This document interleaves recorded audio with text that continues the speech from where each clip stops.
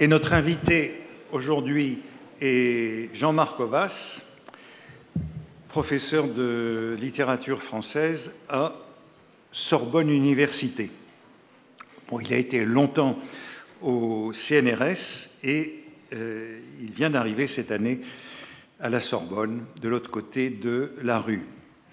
Alors, vous le connaissez bien par ses considérables biographies de Victor Hugo, dont nous disposons déjà de 2 gros volumes.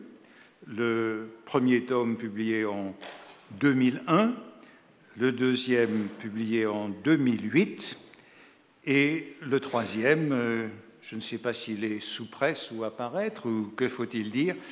En tout cas, nous l'attendons avec impatience. Il est l'auteur d'éditions de Victor Hugo, qu'il a procuré, comme Les Châtiments, l'histoire d'un crime. Il a participé à beaucoup d'expositions et de numéros de revues. Et il a travaillé aussi sur la génétique dans le cadre du CNRS à l'Institut des textes et manuscrits modernes. Alors je voulais l'inviter à parler de Hugo parce que Hugo a vécu longtemps et que l'un de mes objets, c'est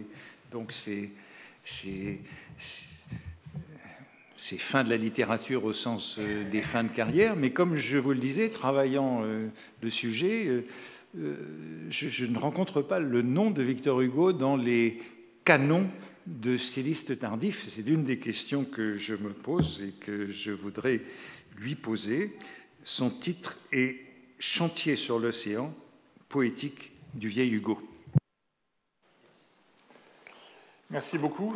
Je suis très honoré et impressionné de cette invitation que vous m'avez faite à parler dans cette enceinte si prestigieuse, devant ce public d'élégance et d'élite, dans votre cours qui est depuis longtemps déjà devenu presque un mythe, à tout le moins une mythologie d'aujourd'hui, et dans ce cours-ci précisément mélancolique et crépusculaire que j'illustre pour commencer avec ce frontispice, comme il se doit, même si les fins de la littérature devraient plutôt commencer par des culs de lampe, pour reprendre typographiquement le jeu de la semaine dernière entre les incipites et les désinites.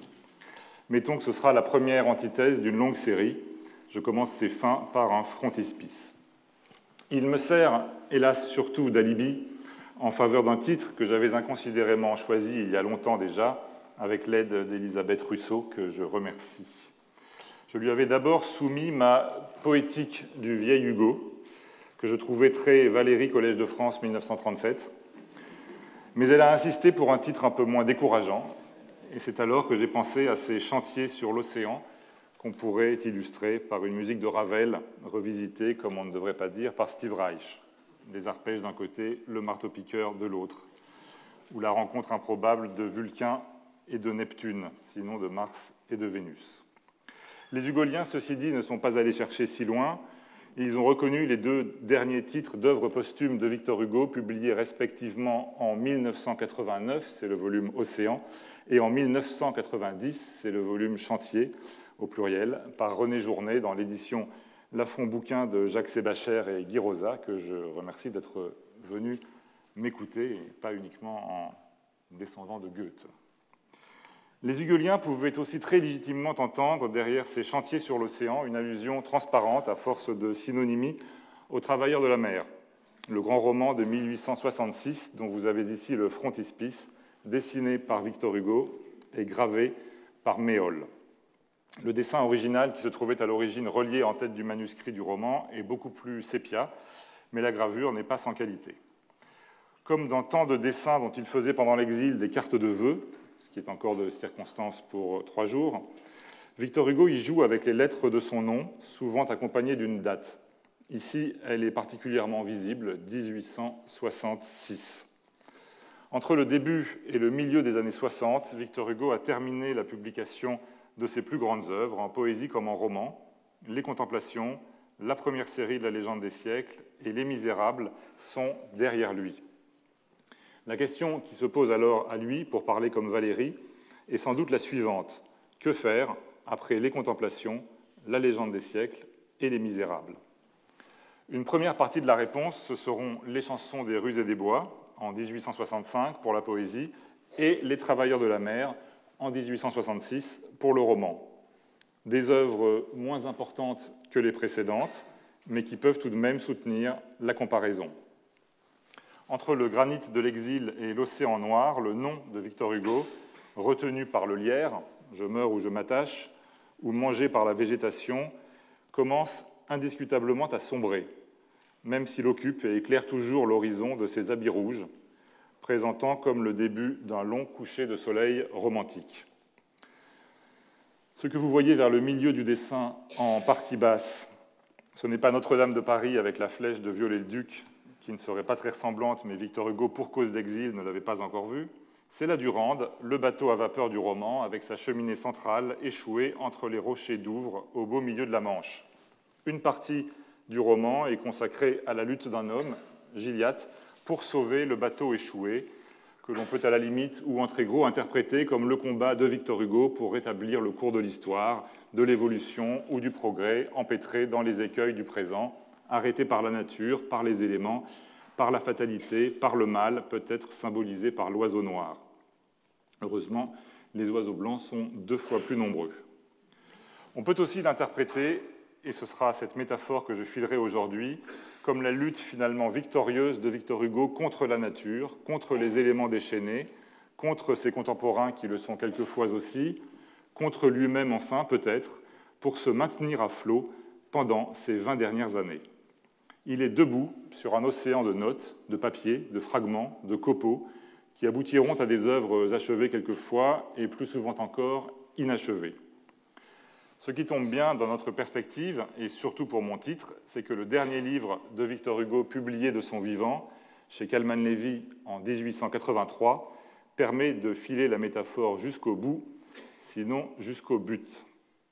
Je pourrais vous faire deviner son titre, mais ce serait un super banco, puisqu'on commence par la fin.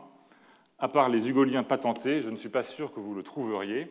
Le titre du dernier livre de Victor Hugo publié de son vivant, Sa vie de Rancé donc, porte au-delà de l'estuaire de la Rance, mais décrit une réalité qui se trouve au large de Saint-Malo et du Grand B, c'est l'archipel de la Manche, un ensemble de chapitres qu'il avait écrit en 1865 aussi pour les Travailleurs de la mer, puis qu'il avait retiré de son roman.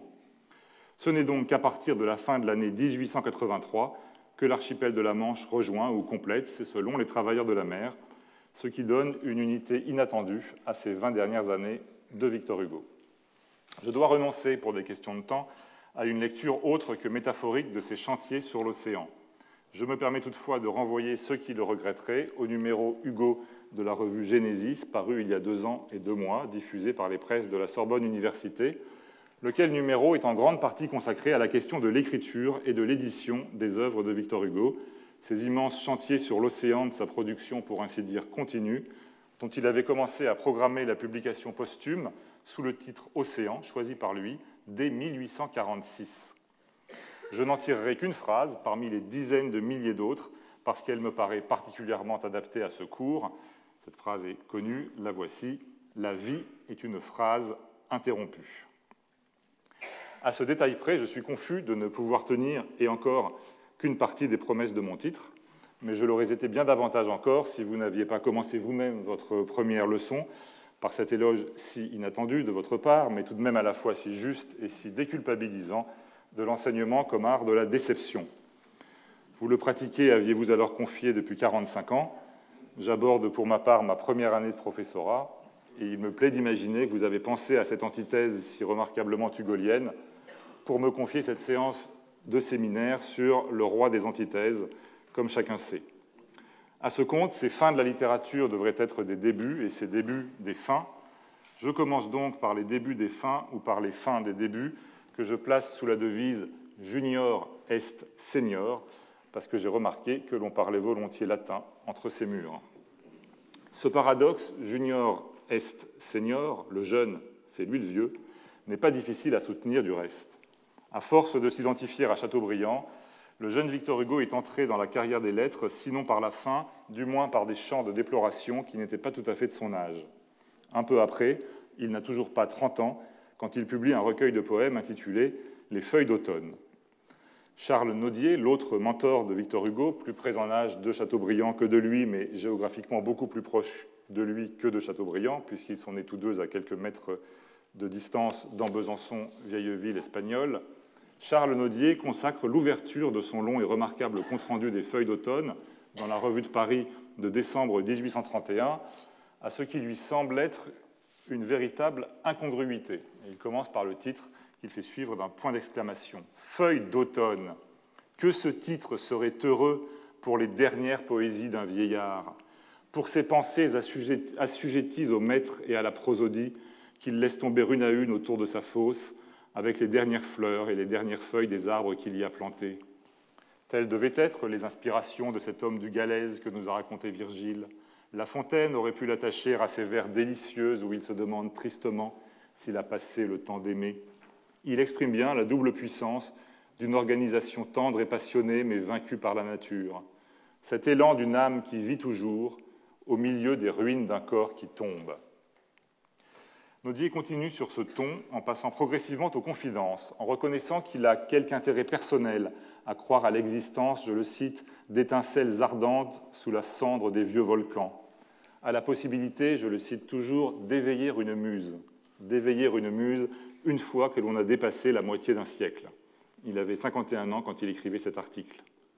Ces feuilles d'automne continuent-ils en semblant tout à fait perdre de vue son sujet, comme s'il avait lu par avance Tristesse d'Olympio ou la préface des Contemplations. Ces feuilles d'automne qu'il feint de prendre au pied de la lettre, je ne puis les rouler sous mes pieds sans me rappeler d'autres pieds qui les faisaient crier près de moi ou qui les écartaient avec soin à chaque pas pour ne pas trahir le mystère de nos promenades discrètes. Ces pieds-là ne se meuvent plus, ces feuilles d'automne ne sont plus les mêmes, et cependant, les vieilles souches qui les ont portées vont reverdir bientôt. Il n'y a que l'homme qui n'est qu'un printemps, mais le poète est capable d'en avoir deux. Bref, avec ces feuilles d'automne, écrit plus ou moins un Charles Nodier apparemment endeuillé, Victor Hugo commence par la fin.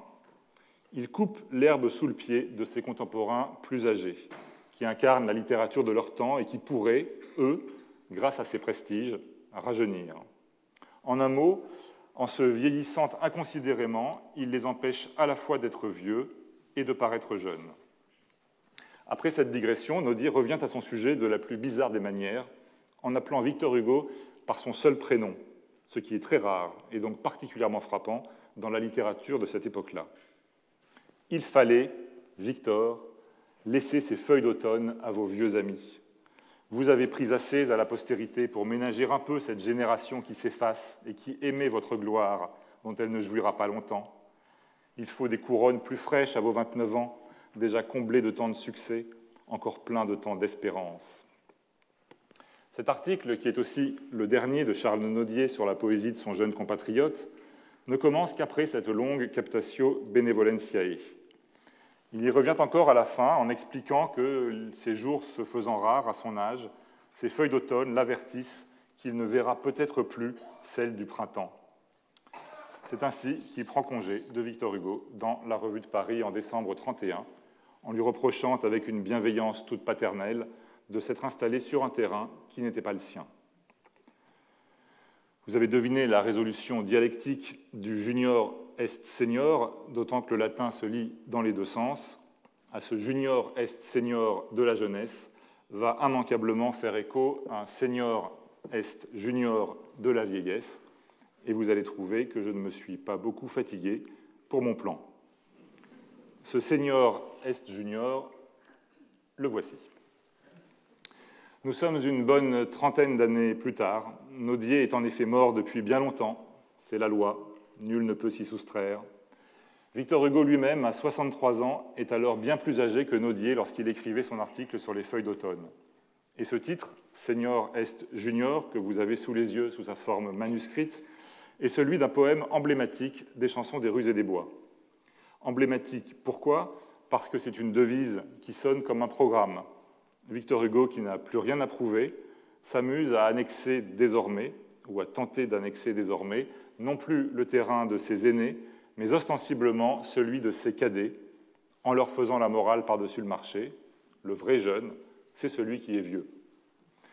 Entre 1859, publication de la première série La légende des siècles, et 1865, publication des chansons des rues et des bois, s'est en effet développé en France le mouvement plus ou moins collectif qui aboutira au premier Parnasse contemporain.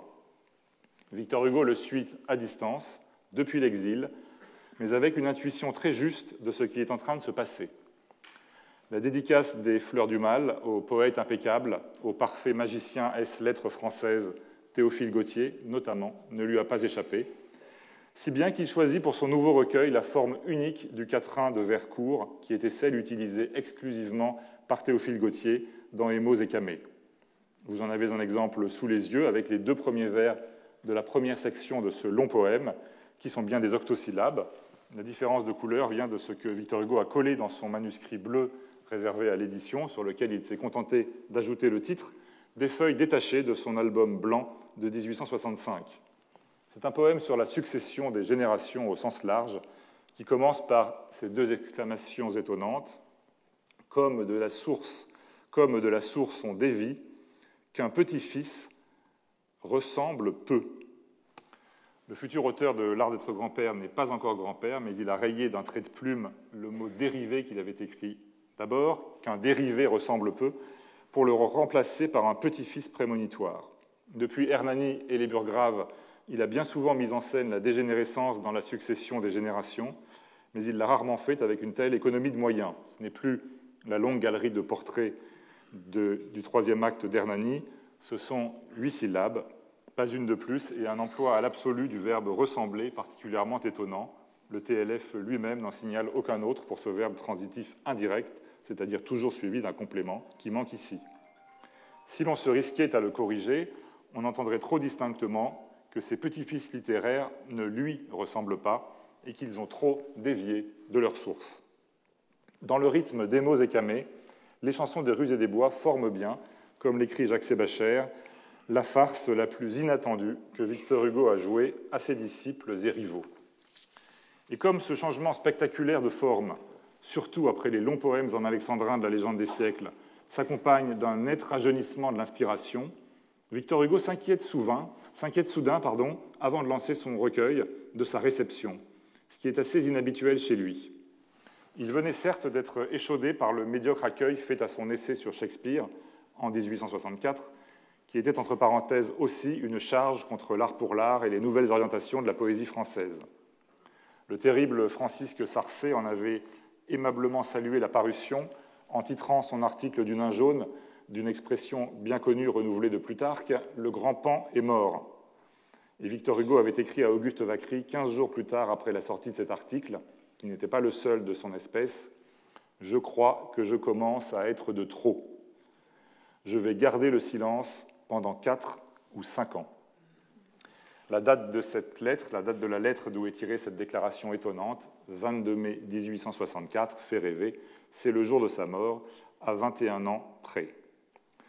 Déclaration d'autant plus étonnante que Victor Hugo prépare, au même moment, à peu près, la publication des chansons des rues et des bois, comme le montre son carnet de travail du printemps et de l'été de 1864, que j'ouvre au hasard, ou presque, grâce à ce merveilleux outil qu'est Gallica, le moteur de le site des manuscrits de la Bibliothèque nationale de France.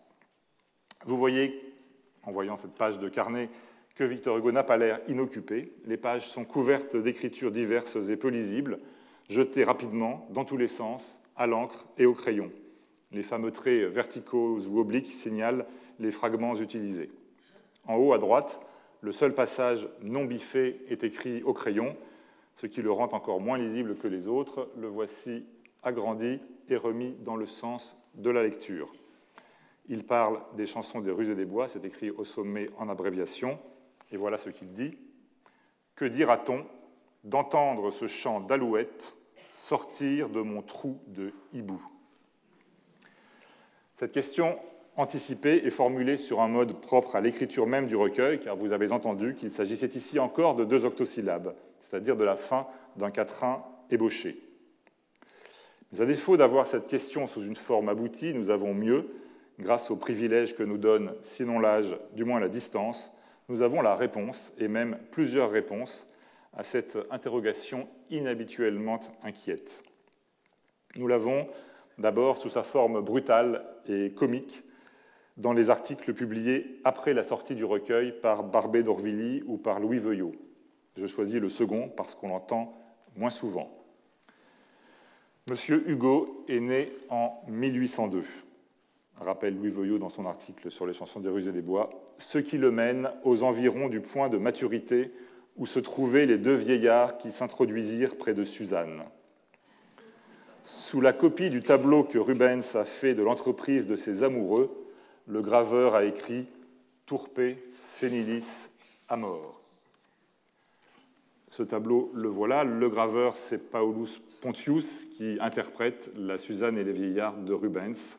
C'est ici une épreuve du Petit Palais, qui est conservée au Petit Palais. On lit distinctement au pied de la gravure la légende « Turpe senilis amor », deuxième partie du vers d'Ovide. « Turpe senex miles, turpe senilis amor ». C'est une honte ou une infamie qu'un soldat âgé ou que l'amour chez un vieillard. Nous sommes assez loin du sublime sénile.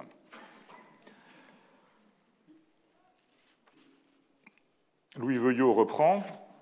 Il n'en faut pas davantage ici. Le mérite que j'y loue, c'est la sincérité. Monsieur Hugo se l'est donné pleinement, à la Diogène. Si les vieillards de Suzanne chantaient, nul doute qu'ils chantassent les chansons des rues et des bois. Nous avons là toute leur âme, c'est abominable. Vous allez me dire que c'est du Veuillot, ce vieil ennemi catholique polémiste de Victor Hugo. Passons à une autre réponse, donc, qui se trouve dans les Samedis d'Armand de Pontmartin, un émule de Sainte-Beuve, comme son titre l'indique, mais un et même plusieurs crans au-dessous. Ce qui m'a intéressé dans le paragraphe que je vous lis de l'article de Armand de Pontmartin, c'est sa proximité étonnante avec le vieux saltimbanque de Baudelaire que nous avons entendu au premier cours et qui avait été publié 3 ans plus tôt dans la presse, dans le journal La Presse. Les grands poètes sont de grands artistes, écrit Armand de Pontmartin. Les artistes sont un peu comédiens, et la manie des comédiens est de ne pas vouloir vieillir. Peut-être M. Hugo a-t-il publié ce volume comme les vieux ténors mettent une perruque noire et du rouge avant d'entrer en scène. Troisième et dernier son de cloche que je voudrais évoquer, la réception du recueil parmi les jeunes poètes contemporains à qui il était après tout en partie destiné. Nombre d'entre eux sont alors réunis dans une nouvelle revue hebdomadaire qui s'appelle L'Art, qui a le mérite d'être née une semaine après la sortie des chansons des rues et des bois. Elle ne durera certes pas longtemps, 10 numéros tout juste, mais on la connaît encore parce qu'elle est à l'origine directe du Parnasse contemporain, qui prend sa suite immédiatement. Comme son titre l'indique, L'Art, elle vénère Théophile Gautier et ses émaux écamés. L'influence du jeune Catulle Mendès, une des étoiles montantes du mouvement, y semble prépondérante. Et ses jeunes collaborateurs prometteurs s'appellent entre autres François Copé, Léon Dierks ou Paul Verlaine. C'est dans le premier numéro de ce journal que le jeune Verlaine, 21 ans, sous prétexte de prendre la défense de Victor Hugo contre les attaques de Barbé d'Aurevilly, énonce tranquillement cette double énormité.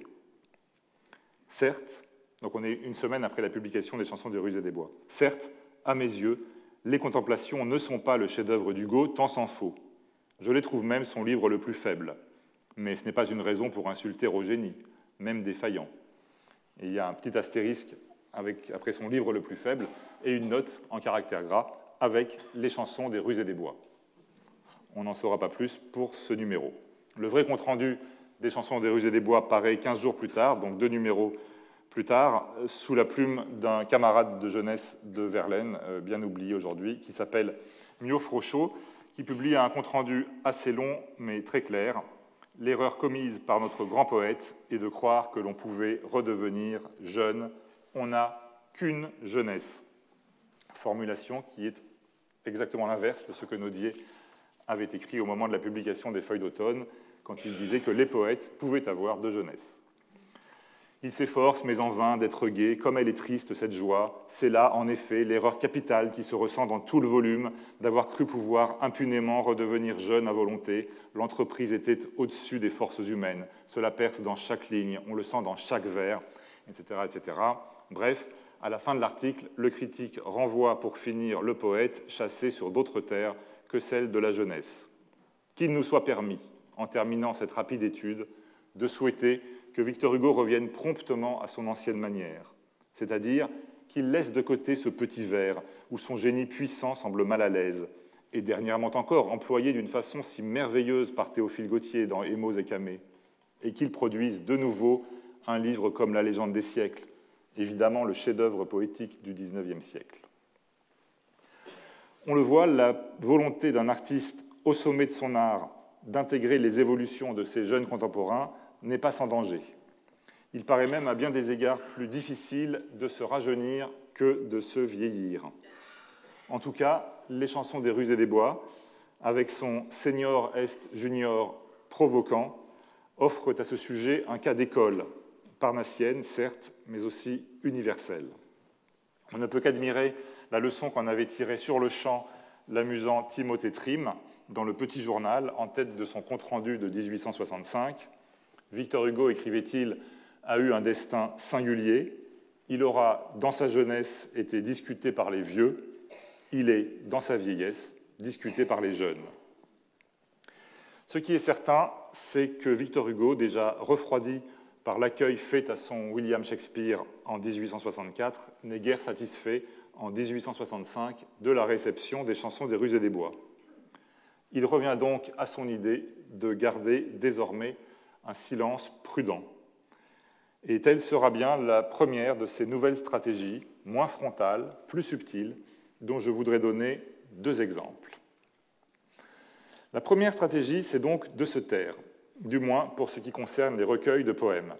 Il s'y tient pendant 7 ans, puisqu'il ne revient sur le devant de la scène éditoriale poétique qu'avec L'année terrible, recueil publié en 1872, donc avec un peu de recul, sur l'année 70-71. Je vous montre ici le faux titre de l'exemplaire de l'édition originale avec envoi au pied de Madame Judith Mendès et une belle signature, afin que vous constatiez au passage que Victor Hugo ne perd pas de vue la jeune génération, puisque Judith Mendès n'est autre que l'épouse de Catulle Mendès, l'écrivain prometteur qui fédérait les poètes à l'époque de la revue L'Art, puis du premier Parnasse contemporain. L'heureux propriétaire de cet exemplaire se trouve dans cette salle, je le sais, et comme nous avons parlé la semaine dernière du prix des œuvres d'art, je peux ajouter qu'il étudiera toutes les propositions d'achat à l'issue de cette séance. Plus sérieusement, à ce sujet, je ne ferai qu'esquisser une digression possible, comme dit Valérie, digression inspirée par le beau livre d'Édouard Graham sur la collection de Jean Bonnat intitulé « Passage d'encre ». Cette digression, ce serait de considérer les ultimes envois d'écrivains comme des bouteilles jetées à la mer ou à l'océan de la postérité. En personnalisant chaque exemplaire, ils dessinent en quelque sorte, pour parodier le titre du dernier ouvrage de la première série des œuvres posthumes de Victor Hugo, des post-scriptums de leur vie. Contrairement aux services de presse plus ou moins contraints, à quoi équivalent souvent les envois sur les premières œuvres, la part d'intentionnalité grandit avec l'âge. Si L'Archipel de la Manche, en 83, est bien le dernier livre de Victor Hugo publié de son vivant, il semble que ce dernier n'en a signé aucun exemplaire. Ces derniers envois se trouvent respectivement sur sa dernière pièce de théâtre publiée, Torquemada, en 1882, et sur le tome 5e et dernier de La légende des siècles, en 1883. On peut considérer que l'envoi à Lecomte de Lille sur Torquemada était une manière, pour Victor Hugo, de désigner son successeur à l'Académie française. Ce dernier envoi à mon cher Lecomte de Lille, d'une écriture un peu épaisse et tremblée, est célèbre pour sa faute d'orthographe sur le nom du poète, puisque Lille s'écrit en un seul mot, mais elle ne prête pas à conséquence. À Lecomte de Lille succéderait quelques années plus tard, toujours au fauteuil de Victor Hugo, donc, l'historien Henri Houssaye, le fils du dédicataire du Spleen de Paris. Lui aussi semblait avoir été prévu, si l'on en juge par cet envoi sur la pitié suprême. L'occupant suivant du fauteuil, ce sera le futur maréchal Lyautey, élu en 1912, reçu en 1920, mais là, nous n'avons pas d'envoi. Dernier exemple, tout récemment retrouvé dans la bibliothèque de Paul Bourget, qui est aujourd'hui conservée dans la bibliothèque de Fels, à l'Institut catholique de Paris, et que je dois à l'obligeance de Madame Anslenetter, que je remercie. Cet envoi à Paul Bourget sur le Torquemada, toujours, de Victor Hugo, qui dessine un lien inattendu et intéressant entre deux univers, 2 siècles, et pourquoi pas, certains en ont émis l'hypothèse, entre Victor Hugo et Marcel Proust, si l'on admet que le nom du grand écrivain de la recherche, Bergotte, doit quelque chose, et peut-être davantage, à celui de Bourget, dont il est presque l'anagramme. Fin de la digression, et retour à l'année terrible, qui met un terme pour Victor Hugo à 7 ans de silence poétique conservé prudemment après l'échec relatif des chansons des rues et des bois. Dans ce recueil, loin de reprendre ces grandes constructions architecturées de l'exil, comme Châtiment, Les Contemplations ou La Légende des siècles, il revient avec un gros livre, certes, mais avec une table des matières minimaliste, un livre agenda, une poésie comme de circonstance qu'on pourrait croire écrite par un journaliste. Je vous montre la table des matières de l'édition illustrée parce qu'elle est plus synthétique. Le livre s'appelle L'année terrible. Chaque chapitre, chaque partie porte un nom de mois. Septembre, octobre, novembre, décembre, janvier, février, mars, avril, mai, juin, juillet. Vous avez toute l'année 70-71. Victor Hugo est alors comme ces dieux de l'Olympe qui prennent une forme humaine pour se manifester. Il s'agit certes d'un nouveau recueil de Victor Hugo, mais d'un Victor Hugo qui se serait, par exemple, déguisé en Banville, lequel publiait alors ses poèmes sur la guerre dans les journaux, avant de les reprendre en volume, dans l'ordre de leur publication. Ce n'est qu'une apparence, on s'en doute, car la construction de ce volume est en partie en trompe-l'œil, mais on pouvait aisément s'y laisser prendre. Après le chant d'alouette sortant du trou de hibou, c'est un miroir aux alouettes. La stratégie a été nettement rectifiée, dans le bon sens, car la réception de l'année terrible est bien meilleure que celle des chansons des rues et des bois. Certes, les positions politiques de son auteur sont fort discutées, contestées, notamment sa modération devant la Commune, mais on ne remet plus vraiment en question sa situation littéraire. Il est de nouveau accepté parmi les poètes contemporains. Deuxième et dernier exemple de la stratégie tardive de Victor Hugo, à l'échelle d'un seul poème cette fois, mais pas de n'importe lequel. Plutôt que d'écraser la jeunesse littéraire par un livre entier et d'être aussi mal reçu dans ses petits journaux où se prépare l'avenir, pourquoi ne pas faire comme elle, c'est-à-dire publier de petits poèmes inédits en revue, par-ci, par-là, bref, repartir, pour ainsi dire, de zéro, se faire passer pour un débutant. Le phénomène est d'autant plus remarquable que Victor Hugo a, sauf rares exceptions, toujours refusé, dans la mesure du possible, de publier ses œuvres littéraires dans la presse avant de les publier en volume, qu'il s'agisse de poèmes ou de romans. Et cette fois, il va frapper un grand coup. Nous sommes en juillet 1872. L'année terrible a été publiée en avril, 3 mois plus tôt. L'une des revues les plus importantes de la jeune génération poétique ne s'appelle plus l'Art, mais la Renaissance littéraire et artistique. Elle est dirigée par 2 jeunes gens entreprenants, Émile Blémont et Jean Écart, qui sont tous deux dans le fameux coin de table de Fantin-Latour, aujourd'hui au musée d'Orsay. La scène du musée d'Orsay. Deuxième question à 1 000 €, non pas certes où sont Verlaine et Rimbaud, mais où sont Écart et Blémont. Ils sont debout, de face. Celui qui porte en haute forme, c'est Pierre Elzéar, le futur gendre de Richard Lesclide. Le blond du milieu, c'est Émile Blémont, que nous devons aussi remercier, entre autres, pour ce tableau. C'est lui qui l'a racheté en Angleterre, puis l'a offert au Louvre. Jean Écart est à ses côtés. Ce tableau nous permet de suggérer que cette renaissance littéraire et artistique est une revue de premier plan, une revue à laquelle le regretté Michael Pakenham avait consacré sa thèse. Elle ne durera pas 10 semaines comme l'Art, mais plus de 3 ans, et la liste de ses collaborateurs est très impressionnante vue de l'avenir. Goncourt, Zola, Cladel, Charles Cros, José Maria de Heredia, le poète qui revient à la mode depuis une semaine grâce à William Marx et à cette puissante enceinte, mais aussi Villiers l'Isle-Adam, Verlaine qui y publie ses Ariettes oubliées, Mallarmé encore, j'en passe, et des meilleurs. Eh bien, c'est à cette revue d'avant-garde, pour reprendre le sous-titre de Michael Pakenham, que Victor Hugo envoie, pour publication, le premier sonnet qu'il ait jamais écrit, à 70 ans passés. Il a bien retenu la leçon des chansons des rues et des bois. Il n'écrase pas tous ces sonnettistes patentés par un recueil de 20 ou de 118 sonnets. Non, il se contente d'en envoyer un, avec modestie, comme s'il était tout bonnement un lycéen de Saint-Flour, de Morse-la-Jolie, de Mâcon ou de Charleville-Mézières. Le résultat ne se fait pas attendre. Au lieu d'obtenir péniblement une descente en flèche 3 semaines plus tard dans les dernières pages de la revue à la mode, on lui donne le jour même, ou presque, 27 juillet 1872, la une du numéro avec ce titre sensationnel, « Un sonnet de Victor Hugo ». Vous voyez qu'il est accompagné d'une petite note en bas de page. Cette note, la voici. Ce sonnet, le seul que Victor Hugo ait jamais écrit, c'est dit dans la presse, a été adressé à Madame Judith Mendès. Judith Mendès, c'est la femme de Catulle Mendès, mais c'est aussi et d'abord, j'aurais dû commencer par là, mais vous le saviez tous, la propre fille de Théophile Gautier, l'auteur d'Émaux et Camée. En juillet 1872, elle avait encore 26 ans, Victor Hugo en avait 70, ils avaient donc 44 ans d'écart. J'agrandis du coup le sonnet pour que nous puissions le lire rapidement, car il risque d'être bientôt retiré de toutes les bibliothèques. Ave Dea moritorus te salutat. Bonjour, déesse, celui qui va mourir te salue. La mort et la beauté sont deux choses profondes qui contiennent tant d'ombre et d'azur qu'on dirait deux sœurs également terribles et fécondes, ayant la même énigme et le même secret. Ô femmes, voix, regards, cheveux noirs, tresses blondes, vivez, je meurs. Ayez l'éclat, l'amour, l'attrait. Ô perles que la mer mêle à ses grandes ondes, ô lumineux oiseaux de la sombre forêt. Judith, le prénom au début du premier tercet, c'est aussi beau que le Victor dans l'article de Naudier. Judith, nos deux destins sont plus près l'un de l'autre qu'on ne croirait, à voir mon visage et le vôtre. Tout le divin abîme apparaît dans vos yeux, et moi, je sens le gouffre étoilé dans mon âme.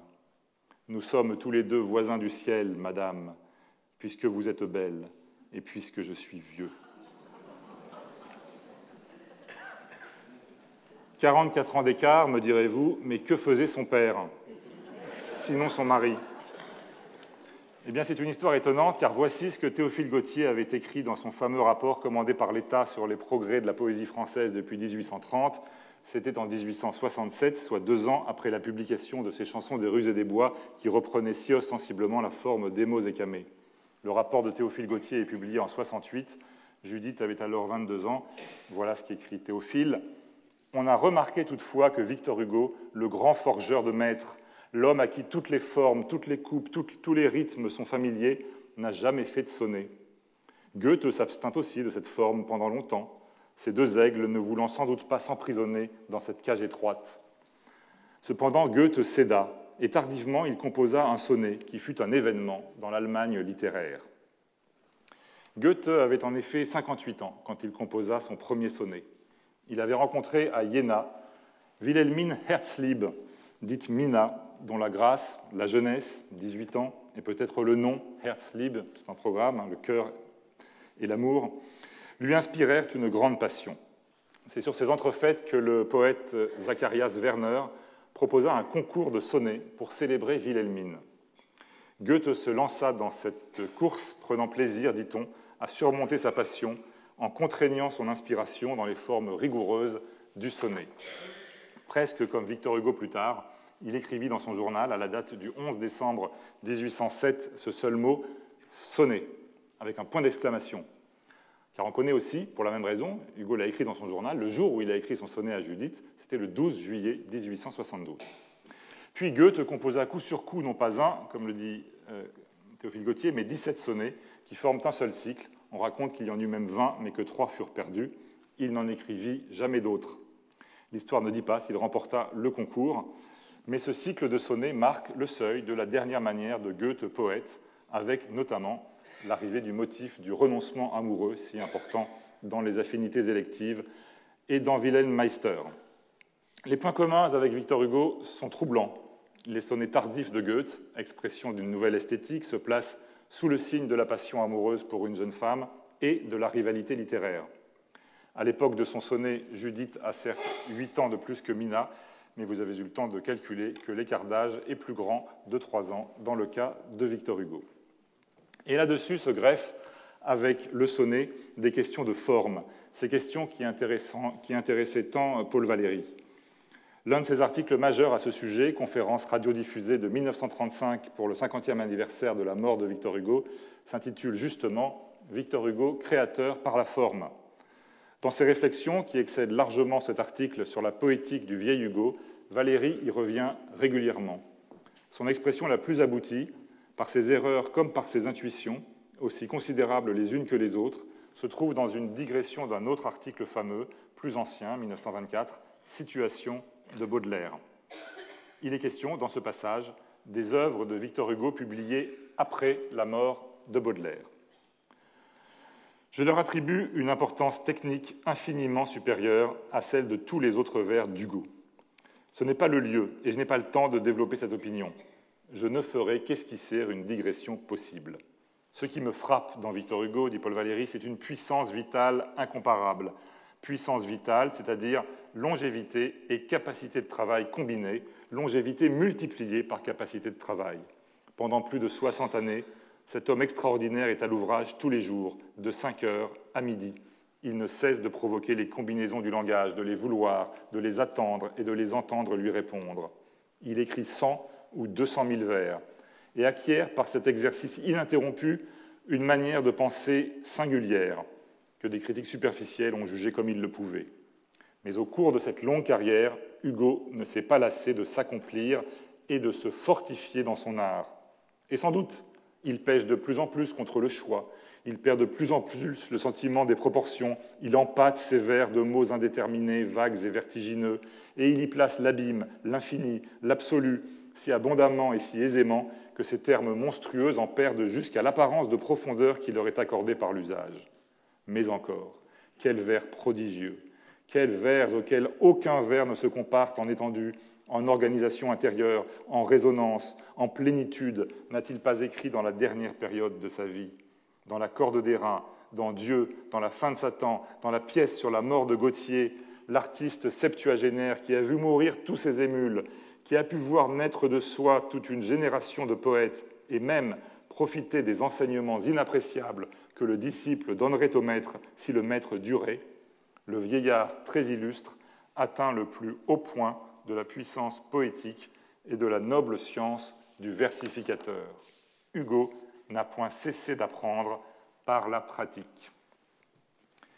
J'ai parlé un peu légèrement peut-être des erreurs et des intuitions aussi considérables les unes que les autres dans cette digression. La partie la plus intéressante est à mes yeux celle, très neuve, du moins pour Victor Hugo, de l'idée qu'il a pu tirer des leçons de ses disciples. Quant aux erreurs, elles ont été relevées depuis longtemps par la critique. Dans la liste des œuvres de la dernière période de Victor Hugo, Valéry a presque tout faux, publiés certes tous deux après la mort de Victor Hugo, tous deux inachevés, Dieu et la fin de Satan, sont de l'artiste quinquagénaire et non pas septuagénaire.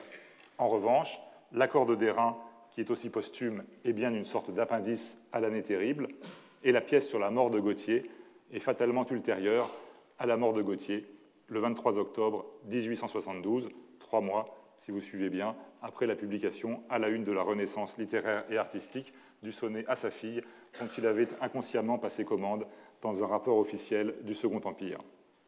Notons au passage que Valéry se garde bien de donner des exemples concrets d'innovations formelles que Victor Hugo pourrait devoir à ses successeurs. Pas un mot chez lui, par exemple, sur le sonnet à Judith. Il s'interrompt cependant volontiers dans différentes conférences, quelquefois même en conclusion, pour dire des vers de Victor Hugo à l'appui de sa théorie. Mais ces vers qu'il dit, ce sont toujours les mêmes, et il les tire immanquablement du même poème, celui écrit pour la mort de Théophile Gautier, et singulièrement la fin de ce poème, son dernier bloc de vers, qui compte 17 alexandrins. Il termine par exemple ainsi sa conférence radiodiffusée de 1935, en se contentant de les introduire par ce paragraphe. Mais comment achever de parler de cet homme extraordinaire? Très bonne question. Sans invoquer sa propre voix, sans doute les plus beaux vers qu'il ait faits, et peut-être qu'on n'ait jamais fait. Donc, c'est Valéry qui dit que les vers qu'il va dire sont non seulement les plus beaux vers de Victor Hugo, mais sans doute les plus beaux vers de la langue française. Les voici, continue Valéry. Il termine la pièce qu'il a écrite à l'âge de 70 ans au sujet de la mort de Théophile Gautier. Voilà l'édition originale du tombeau de Théophile Gautier avec sa date 1873, donc elle est publiée juste un an après la mort de Gautier. Ce recueil regroupe un peu plus de 80 poètes de différentes nationalités qui s'expriment dans différentes langues. Ils sont tous rangés par ordre alphabétique, sauf Victor Hugo, qui est en première position, avec cette impression bicolore noire et rouge qui caractérise ce livre. La dernière page du poème La voici, le dernier bloc de 17 vers, le voici, c'est celui-là que cite Valéry. Passons, car c'est la loi, nul ne peut s'y soustraire. Tout penche, et ce grand siècle, avec tous ses rayons, entre en cette ombre immense où pâle nous fuyons. Oh, quel farouche bruit font dans le crépuscule les chaînes qu'on abat pour le bûcher d'Hercule. Vous retrouvez l'hémistiche où Malraux a puisé le titre des entretiens crépusculaires, justement, avec le général de Gaulle, publié un an après sa mort en 1971. Oh, quel farouche bruit font dans le crépuscule les chaînes qu'on abat pour le bûcher d'Hercule. Les chevaux de la mort se mettent à hennir et sont joyeux, car l'âge éclatant va finir. Ce siècle altier, qui sut dompter le vent contraire, expire. Ô Gautier, toi, leur égal et leurs frères, tu pars après Dumas, Lamartine et Musset. L'onde antique est tarie où l'on rajeunissait. Comme il n'est plus de Styx, il n'est plus de jouvence. Le dur faucheur, avec sa large lame, avance, pensif et pas à pas, vers le reste du blé. C'est mon tour. Et la nuit emplit mon œil troublé, qui, devinant hélas l'avenir des colombes, pleure sur des berceaux et sourit à des tombes. Comme Valéry, j'aurais bien aimé, et vous aussi, m'arrêter sur ces vers si sublimes, sur cet œil troublé mais ouvert, qui, devinant hélas l'avenir des colombes, pleure sur des berceaux et sourit à des tombes, mais je réclame encore votre attention, si vous me le permettez, pendant quelques instants. Cette leçon entre en contradiction complète avec la foi dans le progrès dont on veut si souvent faire de Victor Hugo le chantre naïf. Victor Hugo septuagénaire est pris ici en flagrant délit d'antimodernité. Mais aussi, la critique l'a déjà relevé, la dernière rime de ces derniers vers si admirés et si souvent cités par Valéry sera la première du cimetière marin, ce toit tranquille où marchent des colombes, entre les pins palpites, entre les tombes.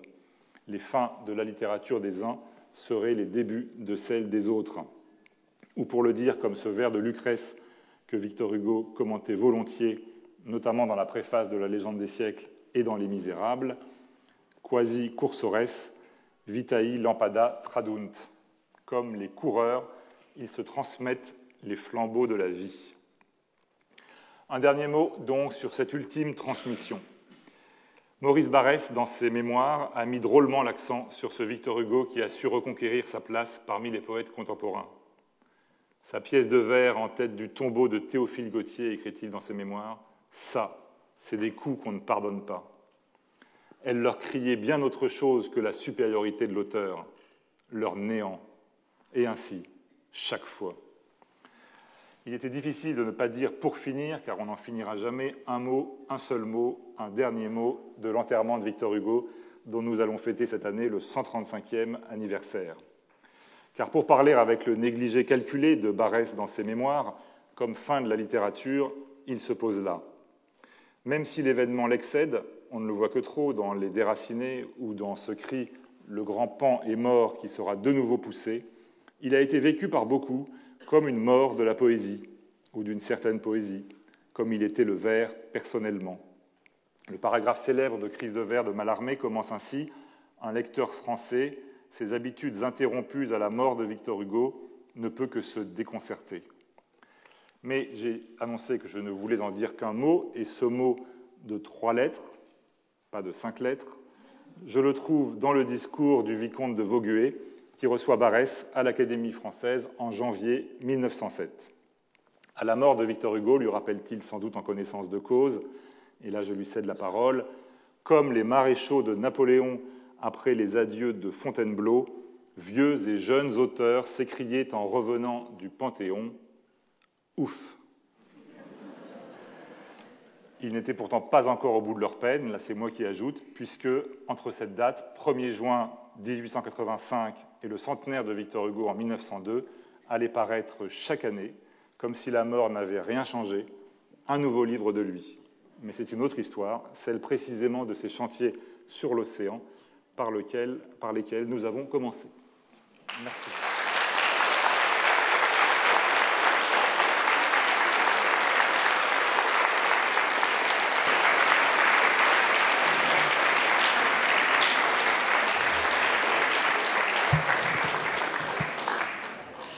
Merci beaucoup pour ce très bel exposé. Très bel exposé sur ces moyens de retrouver cette jeunesse à chaque moment, quoi.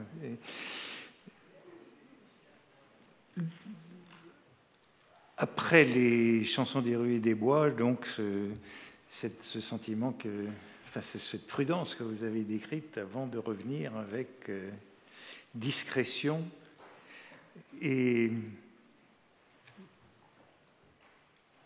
mais l'année terrible est avant. Oui, l'année terrible apparaît avant le sonnet. Juste avant, hein, quelques mois avant. Donc il y a déjà eu l'année terrible avant. Et la conclusion avec Valérie est passionnante, cette idée de trouver les souffles dans les générations suivantes, tirer des leçons des générations suivantes. Et finalement, j'en voulais toujours un peu à Valérie de ne pas s'être renseigné, puisqu'il avait les moyens de le faire pour savoir à quelle date avait été écrit Dieu ou la fin de Satan. Mais finalement, c'est la même histoire que ce que vous avez montré juste avant. C'est-à-dire qu'il a mis en avant les caractéristiques de l'écriture du vieil Hugo à partir d'œuvres qui n'étaient pas les œuvres du vieil Hugo. Donc finalement, c'est la même chose. C'est ça, c'est au fond le même malentendu, oui. Ce qui est à la fois troublant, et parce que ça illustre cette sorte de mythe de l'œuvre testamentaire, de l'œuvre ultime. Et puis, au fond, ça n'a pas une grande importance, qui est une erreur d'attribution. Mais vous avez très bien terminé avec, au fond, je n'avais pas pensé aborder la chose comme cela, comme la mort d'Hugo, comme la fin de la littérature, qui représente toute la littérature à ce moment-là. Et j'étais aussi très, très sensible à ce sentiment de l'être de trop. Vous avez dit c'est en 64, c'est au moment de... donc avant même les chansons des rues et des bois, le sentiment que le temps n'était plus le sien.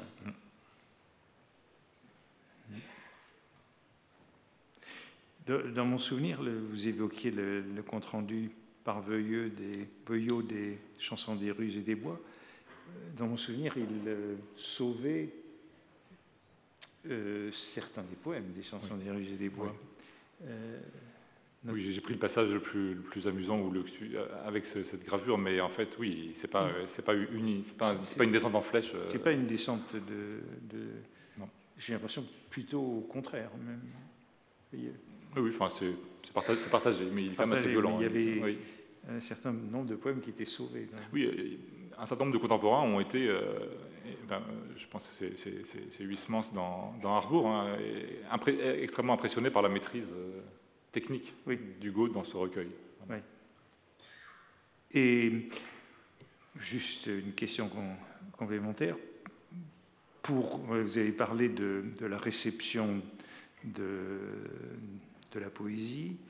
Que se passe-t-il avec les travailleurs de la mer? Les travailleurs de la mer sont relativement bien reçus. Le problème, c'est qu'il a un peu la même impasse que pour ses autres œuvres, c'est avec L'Homme qui rit, qui est à la fin de l'exil, donc en 69, dernière année d'exil. Et là, la réception est beaucoup moins bonne que pour les travailleurs de la mer. Donc il vit un peu la même chose qu'avec les chansons des rues et des bois, toute proportion gardée, pas pour les mêmes raisons du reste. On ne peut pas dire que ce soit un roman qui soit destiné à un lectorat jeune, etc. Mais la réception de L'Homme qui rit n'est pas très bonne. Et c'est peut-être, du reste, dans L'Homme qui rit, ça c'est une parenthèse, mais qu'on trouverait le plus de caractéristiques du style tardif de Victor Hugo, ce qui prouve que ce n'était pas forcément tardif, c'était aussi l'exil, puisque dans son dernier roman, 93, il revient à une écriture moins heurtée, plus limpide que dans L'Homme qui rit, je crois.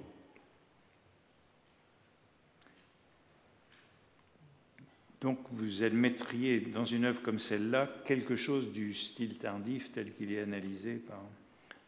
Tout à fait dans L'Homme qui rit. Tout à fait. Mais le paradoxe, c'est que beaucoup plus que dans 93, qui paraît 5 ans plus tard. Mais c'était pas... il y a certainement des raisons. En tout cas, quand je réfléchis à cette histoire, je pense à ce que vous avez dit en présentant l'article d'Edouard Saïd, qui a assimilé la vieillesse pour la liberté que ça donne à un exil. Et je me suis dit que pour Hugo, il a eu les deux. Donc il a commencé plus tôt grâce à l'exil. Et donc on a beaucoup de traits de cette écriture tardive ou de cette liberté pendant l'exil déjà. Pendant l'exil. Voilà. Donc il y a vraiment un lien entre les deux. Il a eu la chance d'être exilé vieux peut-être. Donc il a combiné les deux. Quant à la thèse que vous avez soutenue des post-scriptums comme Bouteille à la mer, elle est séduisante et jolie. Et c'est pour ça que vous en aviez fait le recueil. Oui, parce que Hugo a 80 ans, la réception dans la presse, il envoie à ses amis journalistes, mais c'est pas tellement pour ça. On peut penser effectivement qu'il y a plus d'intentionnalité dans les recueils qu'il envoie, il y a plus de sens quand il envoie ses livres que plus tôt, ou même pendant l'exil, où il faisait très attention à son service de presse, parce qu'il n'y avait que ça pour vendre ses livres, pour qu'on le lise, pour qu'il soit connu. Donc vous pensez que ceux-là sont plus des témoignages de... Je trouve, oui, les derniers envois, oui, il me semble que c'est... Ouais. Bien, écoutez, merci beaucoup. Vous étiez venu pour parler des chiffonniers il y a quelques années, déjà de manière tout à fait passionnante et remarquable. Et je suis bien content que vous soyez revenu cette fois-ci. Merci à vous. Merci.